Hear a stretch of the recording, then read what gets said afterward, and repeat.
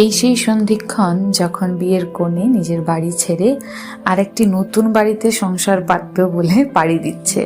এই সময়টা চোখে জল আর বুকে দুরু দুরু কমন, কিন্তু সারপ্রাইজিংলি আমি বা আমার বোন দুজনেই এই সময় মন খারাপের অনুভূতিটা পাইনি।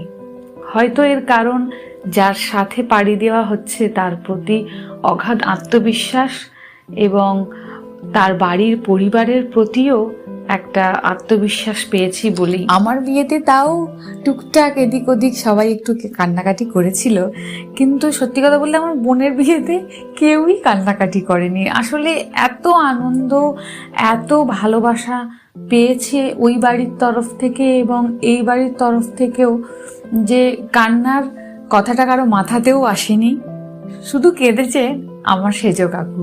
আসলে এই বিয়েটা কেন, আমার বিয়েটাও উনি আমার বাবার অভাবটা পূরণ করে দিয়েছেন। বাবার অভাব আমাদের বুঝতে দেননি, তো স্বভাবতই ওনার তো চোখে জল আসবেই।